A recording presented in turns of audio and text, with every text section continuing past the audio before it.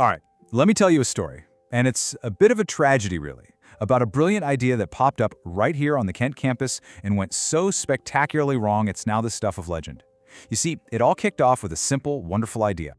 A cat cafe! I mean, just picture it. A cozy little spot for students to de-stress before their exams, cuddle up with some adorable rescue cats, maybe sip a coffee. I mean, what could possibly go wrong? It was a guaranteed win, a surefire hit. Or, so everyone thought.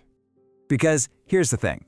What happens when you have a brilliant idea, but absolutely no plan? Well, you get a catastrophe. So let's dive into the glorious furry chaos that unfolded.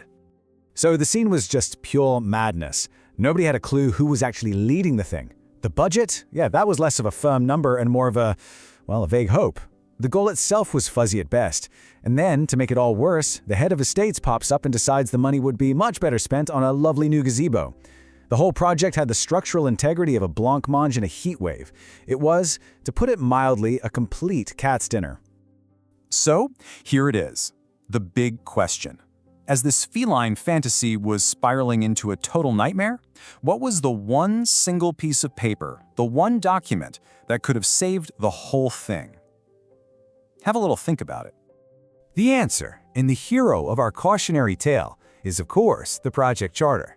This is the document that takes a lovely idea and turns it into an official, properly authorized project. Okay, so here's the official textbook definition. It's a formal document that authorizes the project's existence and gives the project manager authority. Now, let's put that in plain English. Think of it as the project's official birth certificate, signed and stamped by the people in charge. It's the document that makes the project real. Or, think of it like this. The project charter is your license to manage. It's the one document that gives you, as the project manager, the official power to actually lead the team, to spend the money, and to make the key decisions needed to get the job done. So, what's the magic sauce inside this document? What are the key ingredients that give it so much power?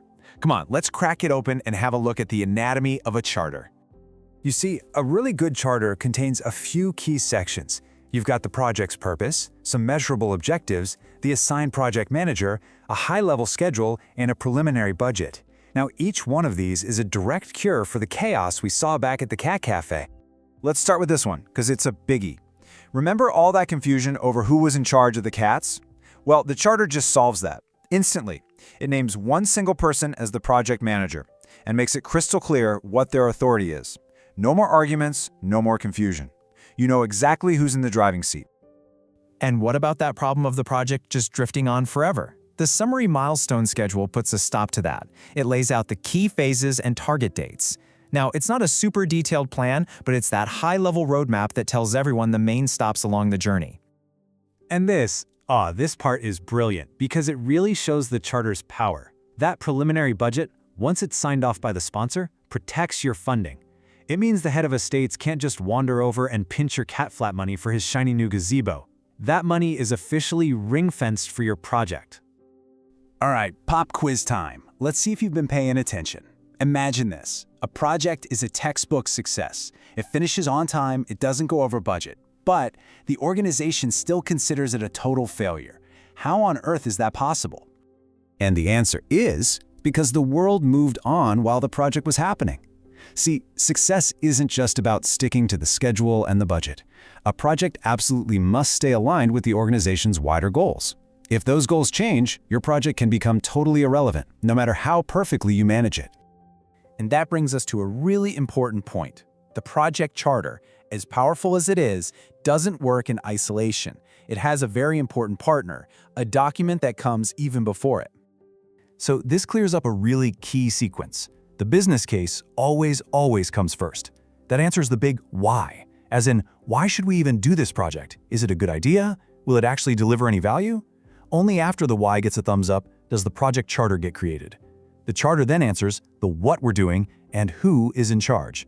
Just remember that order. First the why, then the what. And your job as the project manager is to be the conductor of this whole orchestra.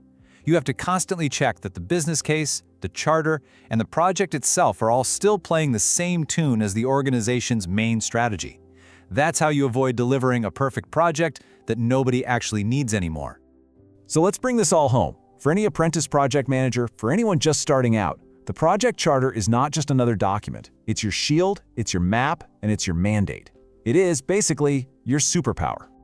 So to sum it all up, the charter is what stops your project from descending into a cat-herding catastrophe. It gives you the official authority you need to lead. It makes sure everybody is on the same page from day one. It links your work directly to the big picture business goals, and at the end of the day, it's the solid foundation that every single successful project is built on. And with that, we end on one final question for you. Picture this, it's your first day on a new project. You walk in, you sit down at your desk, people are looking at you, waiting for you to lead. What is the very first, the single most important document that you ask to see? Well, you know the answer. Go and get that charter.